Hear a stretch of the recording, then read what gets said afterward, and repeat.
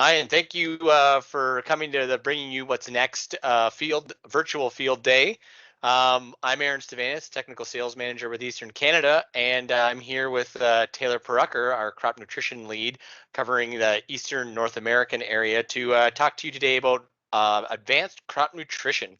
Hope you enjoyed the session before with Ali and the Precision Ag team. We're here to just talk to you essentially about what advanced crop nutrition is and soil health and what partnerships we have moving forward with the Mosaic Company. Don't forget to follow Taylor and I on Twitter, where we try to be as active as possible, talking about anything on plant nutrition, crop nutrition. So follow us, as you can see on our tags there. And before we get started, we'll give you a brief introduction to who we are. So like I said earlier, I'm Aaron Stevanus, and this is the bottom left corner. You can see a picture of our family. That's me and myself and my wife, Anne McCrae, and our two children. Beyond, we're fairly heavily invested in agriculture. Myself working in fertility, and my wife works for the BASF company as the insecticide tech service specialist for Canada. And so both of us in our careers are invested in agriculture, but we're also invested on our personal side too. We farm with my parents on a small farm outside of Bloomingdale, Ontario, which is just on the other side of the river, Grand River from Kitchener-Waterloo. And our two kids are quote unquote free labor on the farm. They help us. We have a small vegetable production farm there where we are growing vegetables for Kitchener-Waterloo area, and specifically looking at pumpkins and sweet corn. And then my parents do a whole bunch of different vegetables, from potatoes, squash, peppers, lots of different vegetables that we supply to the region of Waterloo and also to restaurants within the region. I'd be the fourth generation on our farm, and if our kids decide to take it over, we'd be the fifth. And we said we'd mix cropping, but also heavily invested in cover cropping. We know it's important to be sustainable, and also into 4Rs. We really want to make sure our nutrients are staying where they are applied and also returning money back into our pocket, so we're maximizing all the nutrition that we're applying on our farm. Also use a lot of precision ag. My previous career in seed, I did lots of different tests and trials on how precision ag fits into hybrid selection through a multi-hybrid variable rate planner. Also, as you can see in that top right corner, I put different logos in a field, specifically that one for Argus 2000. So if it wasn't going to pay off for doing a multi-hybrid variable rate, then hopefully I could make it pay off by putting logos in fields.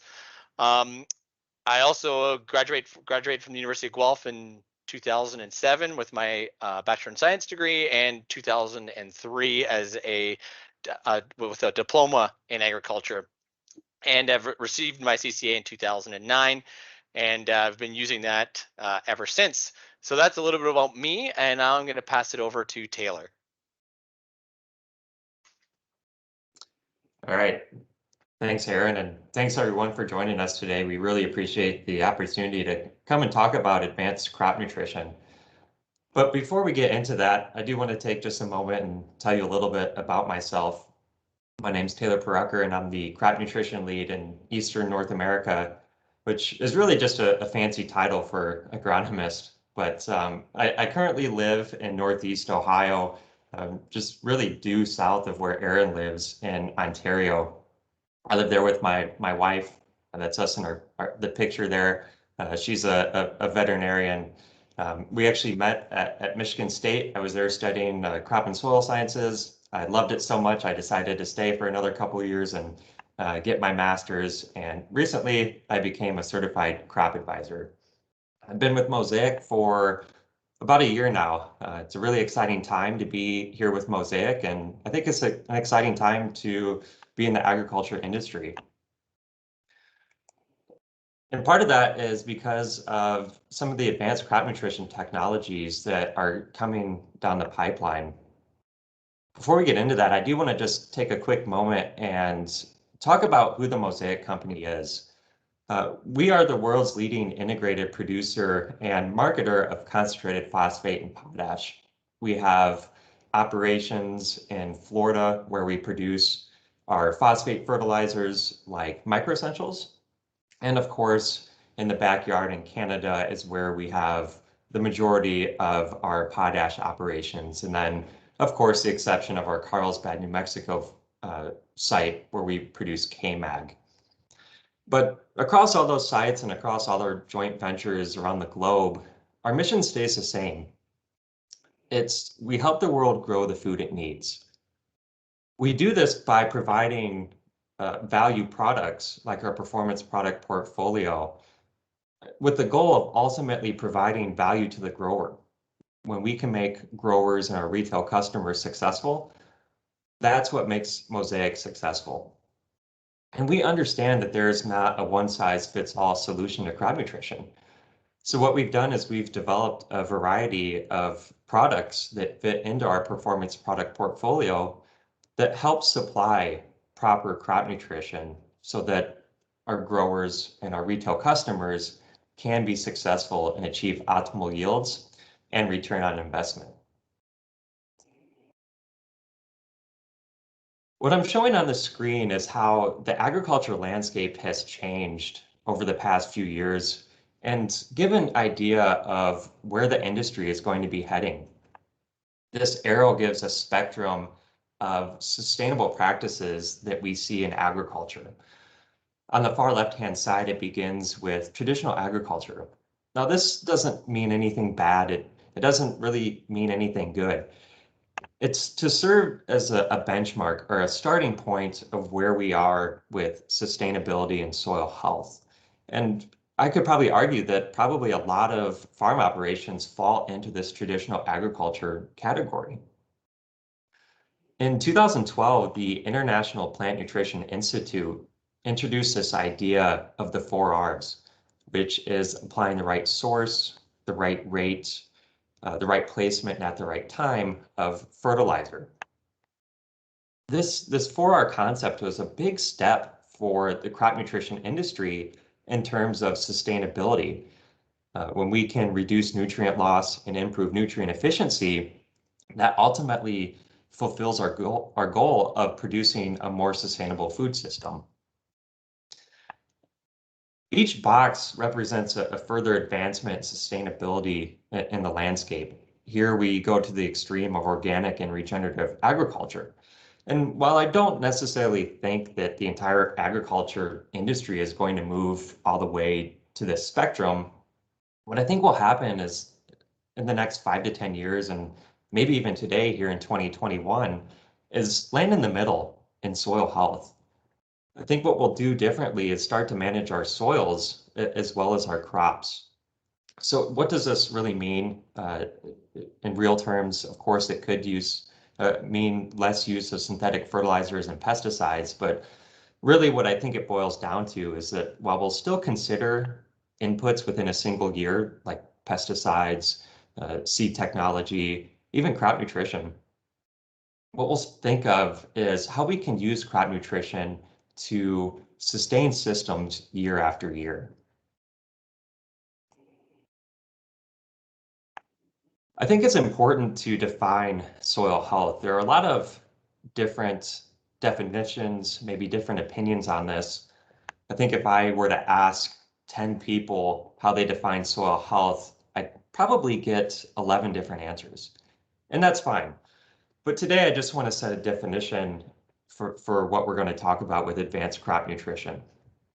In the top, we have it defined as the continued capacity of soil to function as a vital living ecosystem that sustains plants, animals, and humans.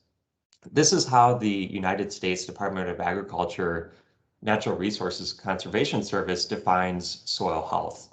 And there's going to be other variations of this. That's fine. I think the important thing to remember here is that the soil is a reservoir. It's an ecosystem that helps provide food for humans and for plants. And this fits into sustainability in a number of different ways. Below, I have listed the 3 pillars of sustainability, which include economic, environment, and social aspects. Oftentimes, we talk about soil health and sustainability interchangeably, and I hope that what I have listed underneath kind of shows that. These bullet points are different practices or different parts of soil health that fit in the sustainable landscape. For example, under economic, there's increased crop yields, improved farm stability, reduced crop inputs, etc. And these run the gamut in terms of sustainability, and they could fit under different categories listed here. But what my main point is that I'm trying to make is that when we manage for healthy soils, we create a more sustainable food system. But it's not as easy as just managing for one thing. There are many different practices and aspects that go into managing for a healthy soil. Here on the screen, I have listed 6 different categories which could help us build healthier soils. And this isn't an exclusive list. There are certainly other aspects that fall into this here, but there are just 6 that I thought of. You know, at the top, we have balanced crop nutrition. There's also managing for organic matter, which plays a really key role in soil health from the multiple biological, chemical, and physical functions that can improve with increased organic matter. There's things like water quality and environment, because when we manage for healthier soils, we tend to take better care of the environment and our water resources. There's biological function, which can fit into multiple of these categories, but typically when we think about a healthier soil, there is more biological function. And lastly, there's sustained productivity and profits, because as growers, we really need to be profitable in order to adopt some of these soil health practices. But what I want to say here is that we really need to manage for all of these. I like to think of it as, if we relate it back to crop nutrition, the Lieberg's law of the minimum, which states in crop nutrition that we have to manage for every single nutrient in order to optimize and get the most efficient use out of our crop inputs. And here it's no different. If we don't manage for balanced crop nutrition, we don't get the full benefit from managing for organic matter, biological function, or water quality, etc. So it's really important that we provide the next level technologies in our crop nutrition program. That really begins with 4R nutrient stewardship, which again is applying the right source, the right rate, the right time, and the right placement of our nutrient inputs. I have them listed here in that order for a specific reason.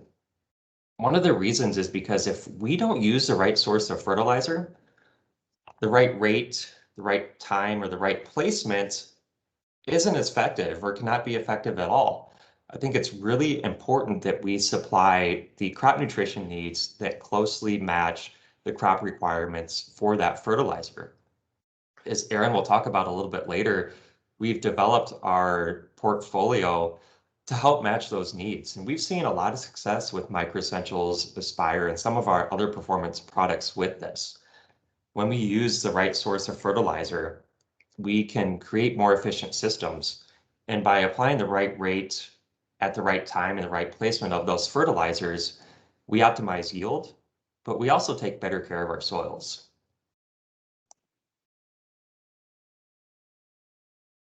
But there's never a time to stop improving, right? You know, I mentioned that we've had great success with Microessentials and our other products. But what we want to do is think about how we can take our existing crop nutrition technologies to the next level. On the screen, shows the periodic table of crop nutrients. There are 17 nutrients which are absolutely essential for crop growth. There are 6 macronutrients and 8 micronutrients. And then in blue, there are 3 non-mineral elements. You know, in the past, Mosaic has thought about using macronutrients like phosphorus and potassium as a carrier for other secondary macronutrients and even micronutrients, so that we can get most efficient use out of our crop nutrition technologies. But as we start to think more about sustainability and soil health, we'll focus on these non-mineral elements. You know, in the past, these are typically supplied by water and carbon dioxide, and they still are, right? but we're still learning as an industry how important carbon is in soil health and sustainability. And so when we think about building a community of support, creating technologies, crop nutrition technologies that will make growers successful in the soil health landscape, we'll focus on carbon and how that can provide yield and return on investment benefits, but also fit into other initiatives that agri-food companies have, and even some carbon credit programs, so that it ultimately makes growers more successful. And so recently we've taken a look at what we previously defined as balanced crop nutrition and kind of updated that with the terms of the sustainability landscape. Balanced crop nutrition, you've probably heard that term before, which is really providing the right ratio of nutrients in a manner that optimizes yield and profitability. If we take that to the next level by supplying nutrients which create healthier soils, and by doing that with 4R nutrient stewardship, what we ultimately lead to is an advanced crop nutrition program. When we have advanced crop nutrition, to give it a definition, it's a combination of understanding which nutrients are needed for healthy soils and plant growth, and it's managing those with the 4R nutrient framework. And by doing this, we can ultimately lead to more sustainable food production systems. Awesome. Thank you, Taylor. And thanks for describing really that whole basics around soil health and what it means to the Mosaic Company, and also the foundation of balanced crop nutrition. I did a great job talking through that periodical table and also looking at soil health on top of not just the fertility that we know. And Taylor kind of already described these already: balanced crop nutrition, healthy soils, and 4R nutrient stewardship. And I'm just going to go a little bit extra on top of what he said. So essentially, when you think of balanced crop nutrition, once again, that Liebig's law did a great job. Taylor did a great job explaining that. And so think of it as 60% of our crop yield comes from fertility.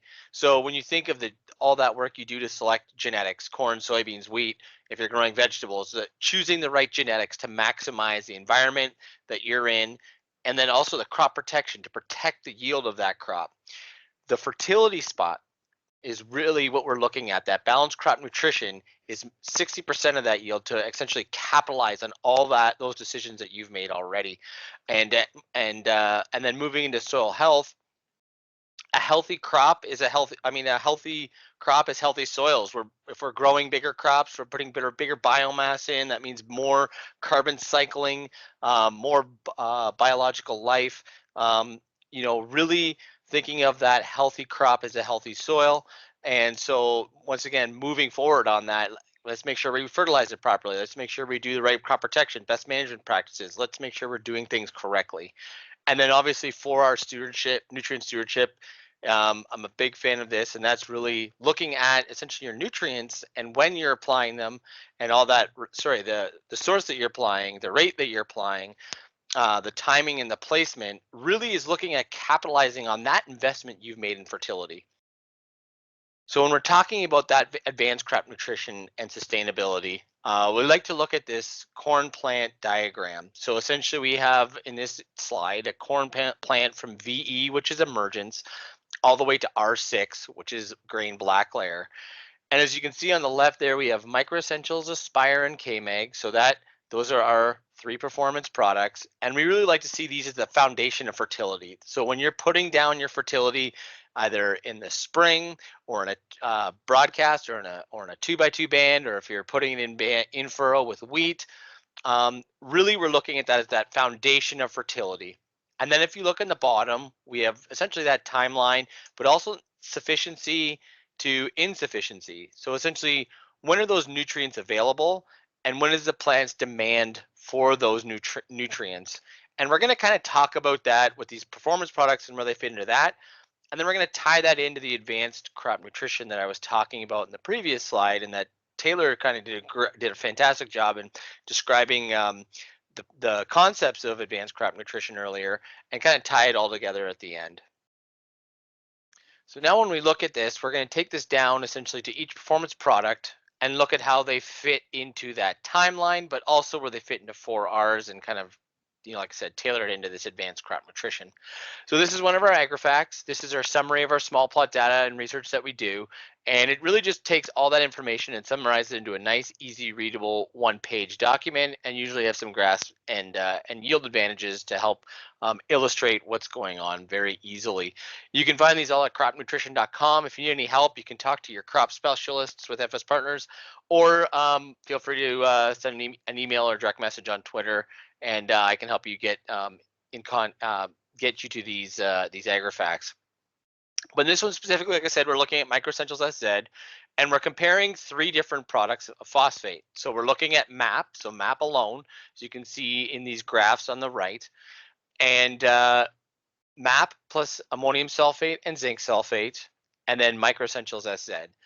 You should know when it comes to the NP, and so nitrogen, phosphate, and sulfur and zinc, they're all balanced. So the same amount of P2O5 will be across all the treatments, same amount of sulfur across the sulfur treatments, and same amount of zinc across all the zinc treatments. So we're all balanced to make an apples to apples comparison.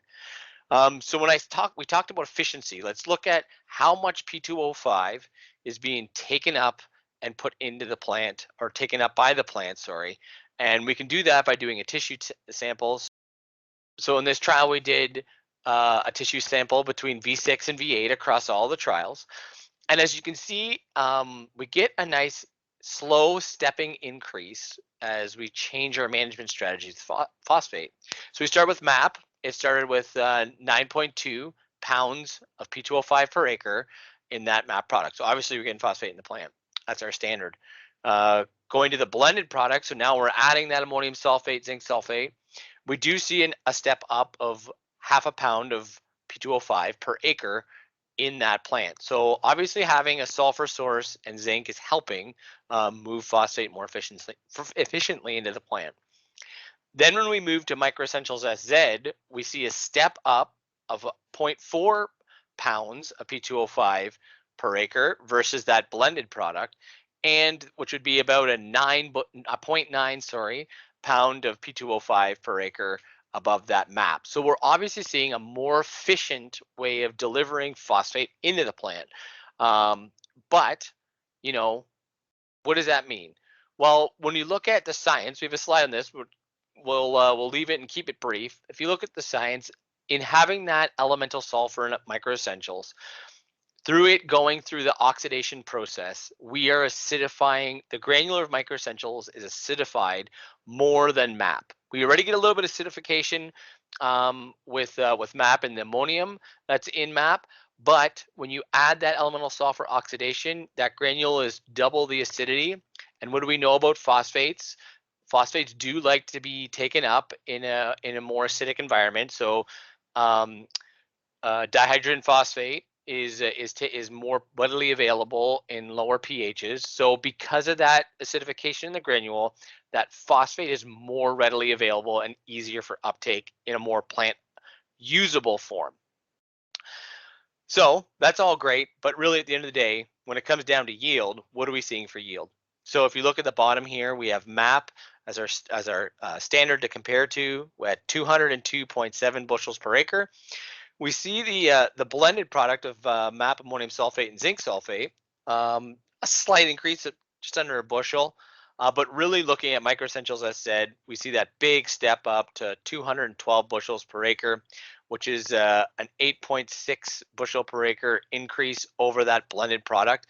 And really what it comes down to is we're looking at that, so we have an even distribution of zinc, we have an even distribution of those 2 forms of sulfur, which is also helping in that, as I mentioned earlier, that acidification of the granule to make it more available, and really driving, having more phosphate in, probably even better root system, just driving more yield into the plant in a more efficient source. So when you think about the 4 R's, source is Microessentials, essentially having more efficient form of phosphate and driving home more yield, and could even get away with less phosphate in a situation where you maybe are needing to apply less because your soil test says it's too high. So next we'll move into Aspire. So looking at Aspire on corn, so this specific Agrifact, we're looking at timing. So once again, looking back to those 4 Rs, we're looking at a source here. So a source of potassium mixed with boron, 2 forms of boron, and we're also looking at a timing. So what's the right time of application, or what timing of application can be flexible to your management strategy? Because we know sometimes potash is applied in the fall just to help get something out of the way in the spring. So will we have the boron and still stay around with Aspire and still achieve the yield advantage of having those 2 forms of boron? So if we look at this Agrifact, it can be summarized into two sources. So muriate of potash is 0060, and Aspire, which is a 0058 with 0.5% of boron. Of that 0.5% of boron, half of it is sodium borate and half of it is calcium borate. Calcium borate is the one that's more slower, delayed release. And then we have two timings. So we have a fall application and a spring application for both muriate of potash and Aspire. So if we kind of walk through this graph, we'll start with the muriate of potash. We see in the fall application, we get a 220 bushel per acre yield. And when we compare that to the spring, we're seeing a 225 bushel per acre. So you see there's a bit of a 5 bushel difference in the spring and fall application. When we move over to the Aspire, we see a 225 bushel per acre yield for application in the fall, and a 230 bushel per acre application in the spring. Now it's interesting that it's always that 5 bushel split between spring and fall, but really what it comes down to is that boron. So are we that boron that we're applying in the fall with the muriate of potash, and that's very well distributed in each granule, are we getting a yield advantage? And the answer to that question is yes. We are still getting, even with that timing being in the fall, we are still seeing that boron drive through into the spring and into the growing season the next year. And we're going to see that essentially 5 bushel yield advantage over muriate of potash by applying it in the fall, 220 versus 225. And then we're seeing the same advantage in spring. So another 5 bushel step. So really, if you think about it, 5 bushels in the fall, 5 bushels in the spring. If you're looking at it from a management strategy, either way, there's a potential for just about 5 bushels per acre yield advantage. And so literally looking at that, the timing will work to what your management strategy is, and using a source where you're going to have not only muriate of potash, but boron. And the cool thing about boron is we have an Agrisite, which is a more in-depth research paper on how boron actually helps move potassium into the plant more efficiently. But that's a different story for a different time. But just knowing that on that timing, in this advanced crop nutrition, and looking at essentially that balanced crop nutrition as well, that portion of it, if we're providing more than just NPK, a balanced nutrition to that plant, we're going to see yield advantages. And this part is the source and the timing, and showing that it definitely helps contribute. This is the one that Agrifact that kind of brings it all together. I really like this one. So really we're looking at a cropping system. So we're looking at 3 different crops in 4 different years. So soybeans, sorghum. I know we don't grow a lot of sorghum here beyond, a silage crop, but still sorghum, soybeans, and then corn. And then the treatments that we're comparing are MAP alone. So just looking at phosphate, MAP plus muriate of potash. Now we're adding, potassium to that phosphate. And now we're looking at more of a balanced crop nutrition with microessentials, as said, and Aspire. And as always, as I mentioned earlier, everything is balanced to the proper nutrition that is all within the plot. So all the phosphate is the same, pounds of P2O5, and all the potassium is the same as pounds of K2O. So if we start off in the first year of application for soybeans, we really see that in general, there's not a lot of response between the different treatments. I mean, you could easily say this is non-statistical. We see a 0.4 bushel per acre increase with the MAP plus muriate of potash. So adding potassium to this fertility program only gave us 0.4 bushel. Having the Cadillac treatment of microessentials, as said, and Aspire, just about the same. Just the same as MAP and muriate of potash here. So no real difference. But that's kind of why we did this. We wanted to see if we could kind of build soil types and selecting the right, build our soil tests as we're looking at, different things beyond just NPK. So we moved to sorghum in year 2, and now we start with our map alone. So just phosphate starting at 97 bushels per acre. Now we see things start to split out a little bit. Now we see a 3 bushel response to adding that potassium to that map, which is a 3.8% increase. And then when we look at that balanced crop nutrition, the microessentials Z plus Aspire, now we really see things starting to change. Now we have about a 9.6 bushel increase, or a 9.9% increase by having more balanced crop nutrition. So let's continue this on. Let's see how it progresses. Does that continue to split and have a more advantageous yield advantage for balanced crop nutrition? And it definitely does. Moving to soybeans again, now we see just about a little more than a 7 bushel increase by having potassium in with that phosphate, which is 11.8% increase. Then we see almost a 10 bushel increase by adding microessentials, as said, in Aspire. So once again, that balanced crop nutrition, providing 2 forms of sulfur, zinc, and boron, 2 forms of boron as well, 16.1% increase. And then the big one, the final one, is the corn year. And that's when we see a 30 bushel increase by adding potassium to the phosphate. So we see an 18.4% increase with that. And then we see this dramatic increase with the balanced crop nutrition, a 41.1% increase, which is just about a 70 bushel yield advantage with the microessentials and Aspire.